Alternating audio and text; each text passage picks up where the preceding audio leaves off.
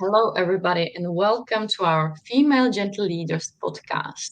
I'm your host. My name is Poli, and today we will be talking about writing a book in a foreign language and running a business in multiple languages, because this is something that connects me as a business architect to Christelle Pilot, who is an amazing career and life coach. And also, she's my colleague and the co-author of our book. So this is why we are here today.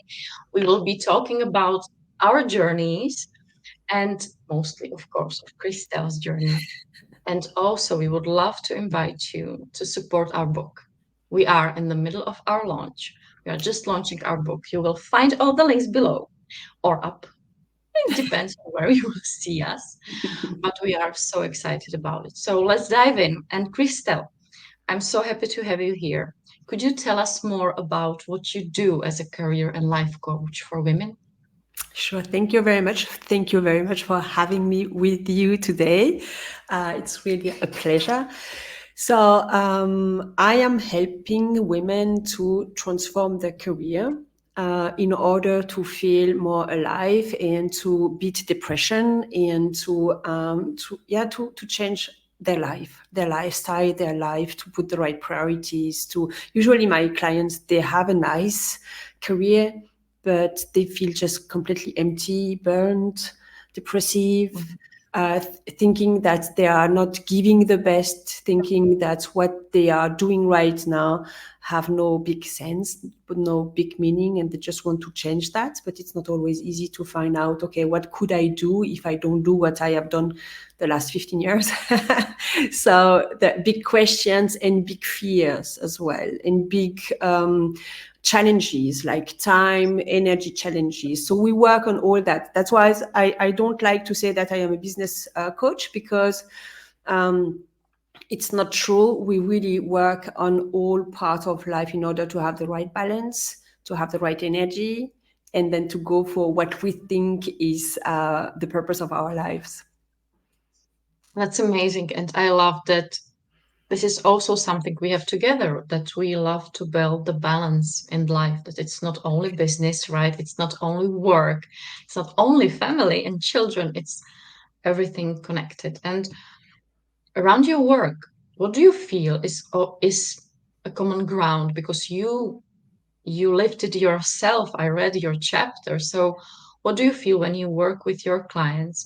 Is there a common ground or a moment in our lives when we can feel that emptiness and we are maybe thriving to search for more in life? Is it that?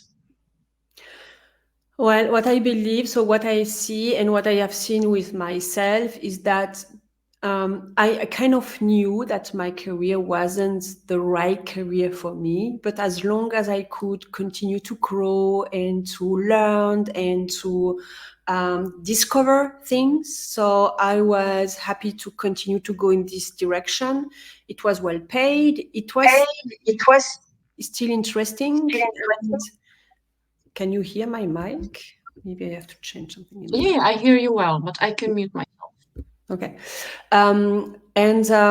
So it was okay, but until like the pain point was so big that I really had to change that. So it was really like changing my saving myself and my life. It was like the survival instinct. It was not like, oh, I would like to, I have to. If I don't do it,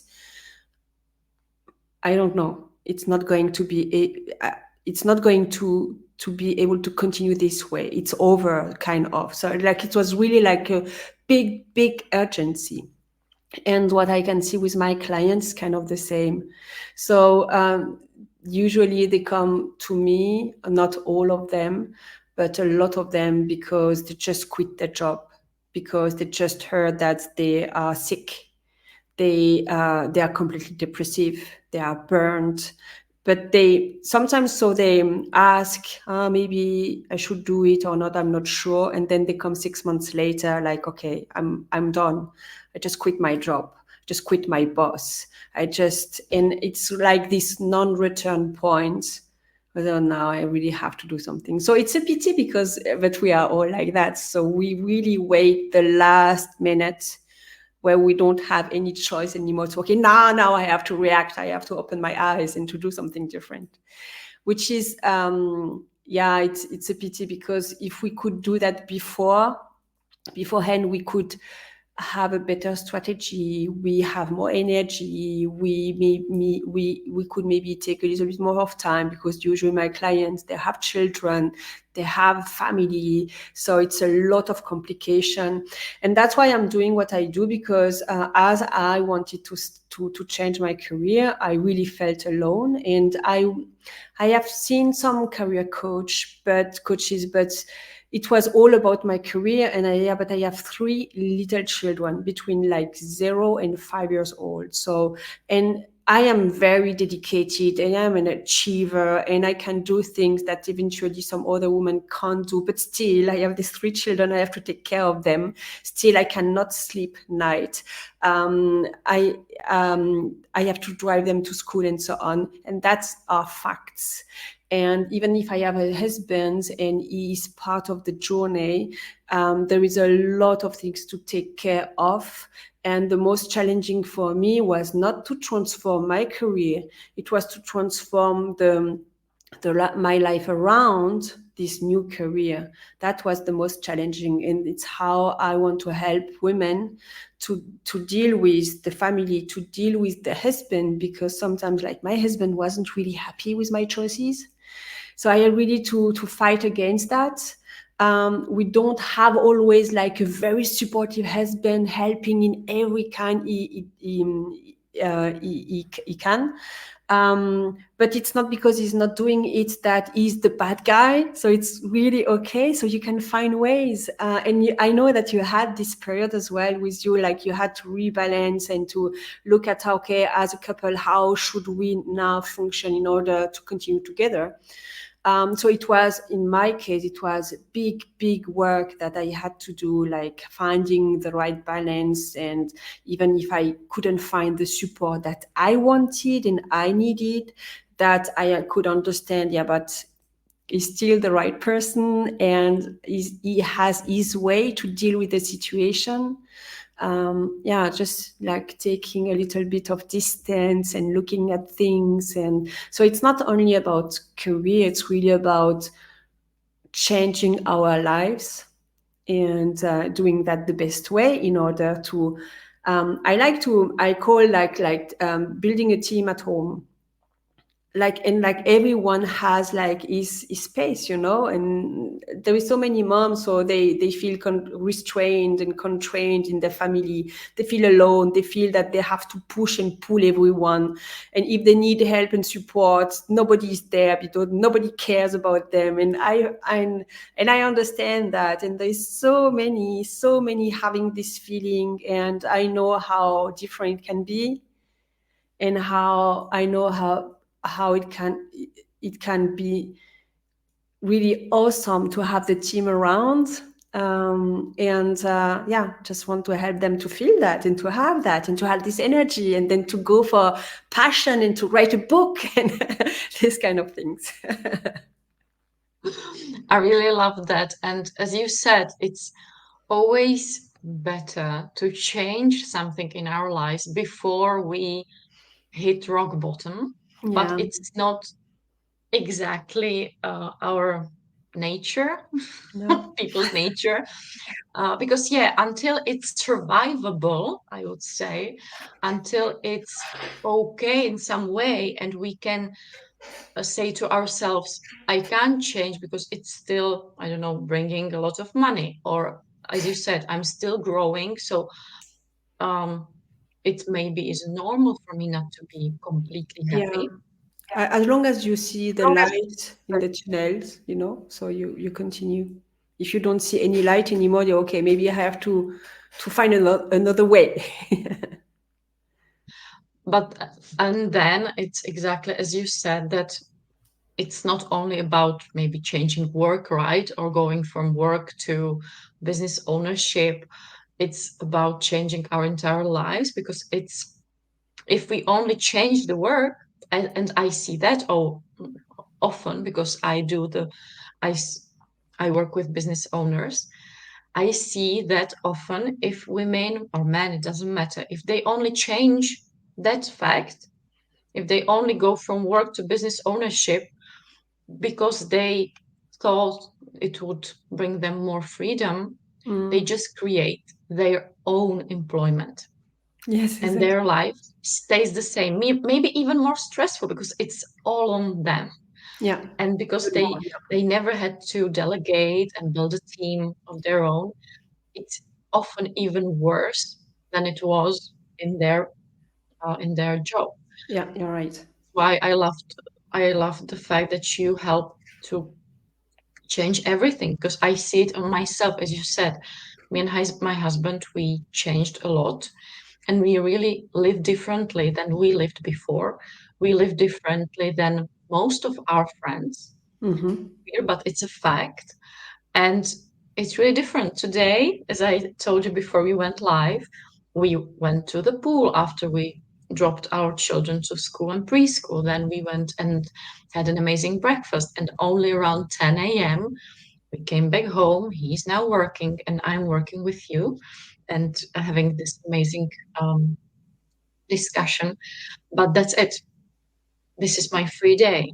And this is something we needed to plan, both of us, to put it Mm. in calendars, to say no to often money, right? To say no to clients. I'm not free this day. I have my other work, and you have your Mondays also as like that, that minimum work with clients and work on your business. And Yeah. that's really different. If we don't go deep in the change, we will just repeat the trauma, repeat the things that we are used to, right? Yeah, exactly. And because we are in this kind of urgency, okay, I really have to change something now. So we don't take really the time to go deep, and we don't have the tools usually to go deep because emotionally we are so charged that it's really difficult to, to calm down and to really have rational thinking. Um, and I have seen that so many times as well, like people saying, okay, I'm going to change. So there is people, they say, okay, I'm never going to, I want to but I can't, so I'm never going to do any change until they go into burnout and they, okay, now I have to. And there is some people, so they okay, I can't go further, so I do my change. But they don't really think much about how, or they think, I have so many people telling me, oh, I love what you do, I want to be a coach as well. Okay. Sure, I love what I do, but maybe you should dig a little bit deeper and look at what it is really, and then we can discuss about that. But it's exactly what I help people to do, to have this clarity, to know their strengths, to know their talent, to have the clarity, to understand the meaning of the change they want to do, to give the tools in order to achieve the change, and then they can do it. But there is so many people, so they don't really plan beforehand. And after 3 years of change or like starting their own business, so they think, oh my God, if I knew, so I would have never started that, or it's not what I thought it would be. Yeah, yeah. Yeah, yeah, that's true. And we can see it on our own businesses, and that's what we wanted to share with all of you here. Because Christelle isn't working only in English, she's working also in French and German. So when you did the big change, it was really a big change. It wasn't only only the change from career to business ownership and coaching, but it was also, I think, and you just will add, Yeah. I think, much more. I think there was also a decision in which language will you work, who will be your ideal client, if you will work in English or not. Because for me, it was my big business, my six-figure business is in Czech, and I've been building it for last. Oh, I'm in business for a lot of years, but this Mm. one for 4 years. And so my community is there, and I felt and I added the English and global part of business in this last year. So I didn't start everything in the same moment. I which wait is great. for this. It's a good way to Yeah, I do wait. it. And it wouldn't let me do otherwise. It was my journey like that, right? So, how was it for you? Was it different, right? Yeah, I think I have done the most drastic change we can ever do, like being an employee as a chemical engineer to being a self-employed or having my own business and in a completely different field like coaching. And regarding the languages, so yeah, it's really it's okay now. I really feel comfortable right now. But as I started, as was like I think I started in French. Yeah, kind of. But yeah, I live in Germany, so we speak German at home. And at that time, I spoke German at work. But I'm French, so I speak French with my kiddies. And I have like a French community here, like the French mafia, Germany. And indeed, so my problem is that I took a lot of coaching certification in English on top of that as well. So I had like an international community and I had all my knowledge in English. And at the end, I was like, if I speak only French, well, the people that I have here in Germany, so they are not only French, so it's really international. And I left France like 20 years ago. So yeah, sure, I still have friends French living in France and speaking only French, but it's like very, very small proportion. And my problem was always, yeah, but to have so you have a lot of advices. So a lot of people say you should do your business in your own language because it's where you have the most impact. Yeah, but it's not where I have my clients really. So my clients sometimes, and at the beginning I did a lot as well of coaching for children or for the couple and so on. So one is German, the other one is come out from England or whatever. So it was really complicated. But indeed, so I can have more impact in French, right? So you have your true character coming out. So in French, I'm funny, which I'm not necessarily in German or in English because it's difficult to make a joke when it's not your own tongue. So now I decided to do that in English. So everything is in English, and I still have people say, "Yeah, but it's not okay. You should do the same in French." But okay, now it's clear it's in English, and I still do a lot of things in French and in German here in Germany anyway because I have my local clients here. But I feel comfortable enough to be in the three languages. Which wasn't really the case like a few years ago. Every time I push my German, I lose a little bit my English, even my French now. Sometimes I think it's really annoying. I can't really speak any language properly. I don't find my words, and I'm like, so, I think that's the issue when you switch languages. I have it yeah, all the time. And I always, if I have a blind window, I think, or something, I just can't remember a word in that language which I'm speaking in that moment. exactly. It often comes in a completely different language, that word.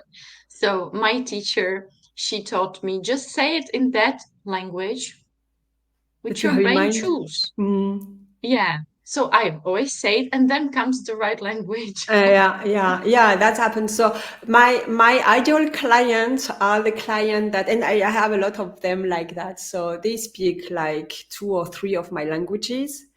And then somehow we find the right words because even if I take another from another language, they okay, fine. Or there is like this typical expression that you love in one language, but you don't have it in another one, and this one would be just on point, but I can't say it because the person in front of me doesn't speak the exactly same language that and you feel frustrated, and so you are like in a resistance, in inner resistance.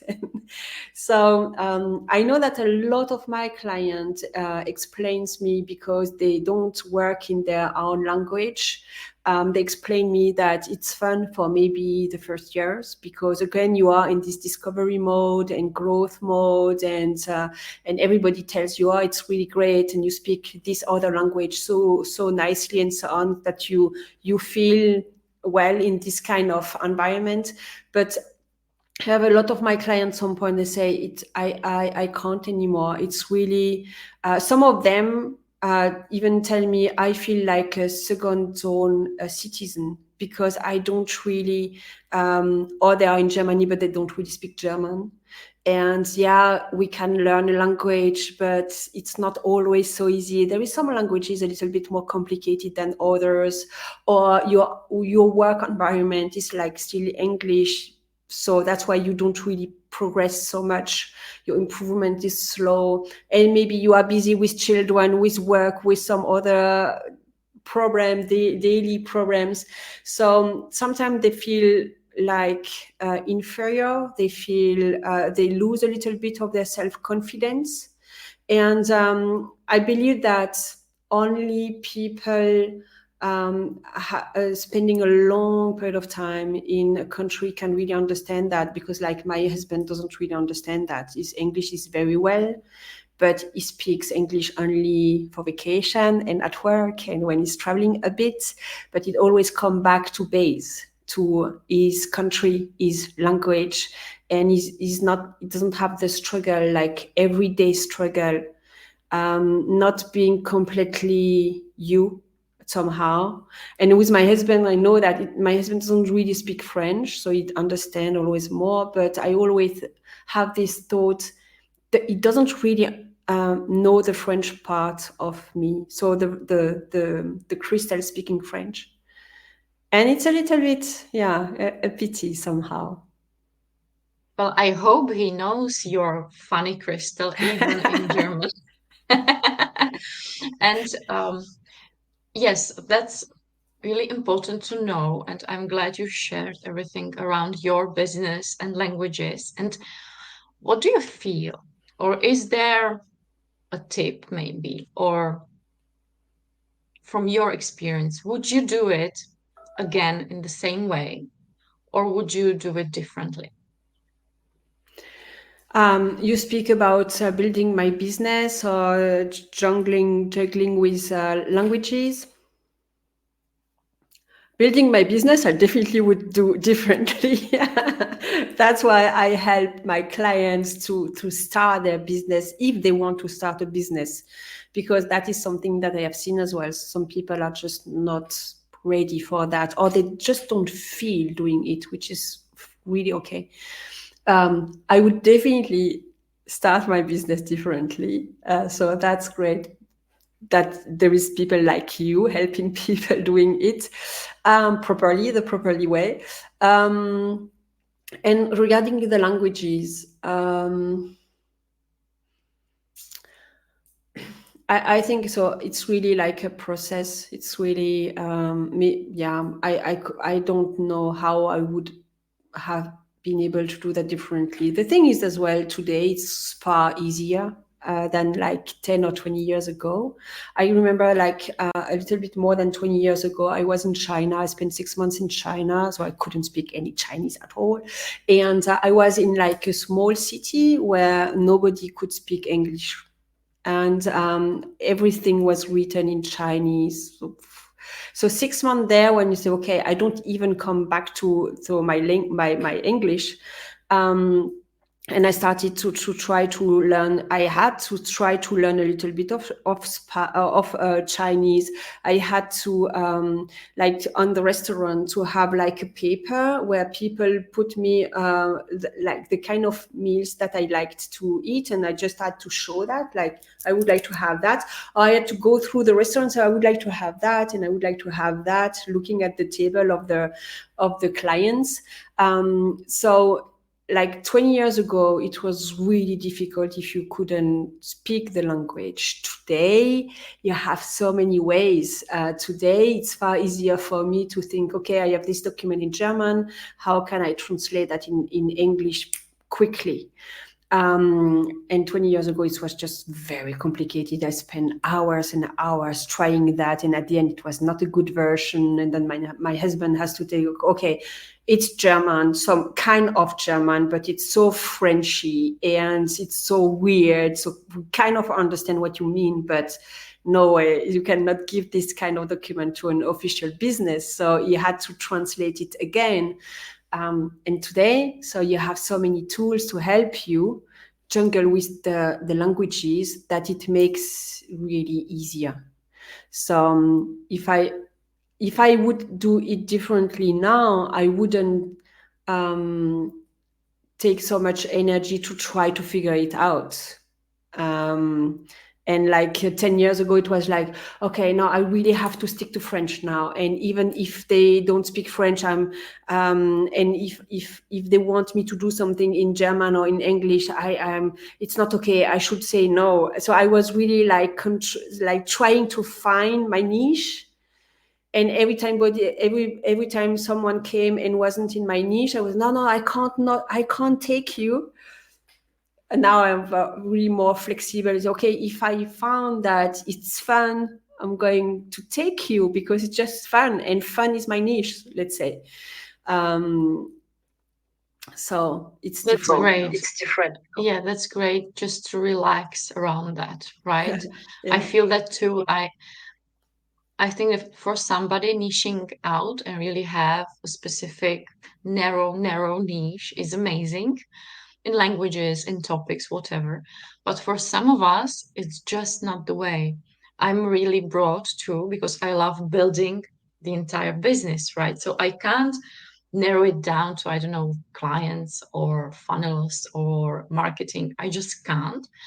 And exactly, I just relax and I always just talk to the person. And if I feel that that's the Chemistry is topic I there. can help, right? Chemistry is there also, then I go for it and I Yeah. just relax about it. And Yeah, for me too. in the little one, in the little part, the book is a little analogy on the business, on our businesses, because when we were writing it, both of us we were having a really tough time deciding how do Yeah. we write it. I remember the discussion because it's English, it's not our native language. And when you share the story, it's exactly as you said. We speak differently in all the languages. We are different people a little bit because it's not our native language. So Yeah. for me, it was the first draft. I needed to write it in Czech in hand. Then I had to transcribe it in the Google Doc. Then I put it in the translator. It translated a rough draft. I You had changed to change. Yeah. good English, right? And didn't make sense.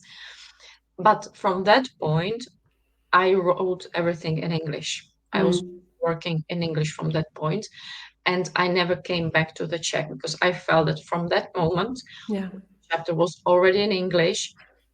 It would make me crazy to switch between the languages like that. Yeah. How was the process for you? For me, so yeah, if you remember at the beginning, it was like, oh my God, I never wrote a book. And I never wrote in English really. So I was a little bit afraid of the whole process.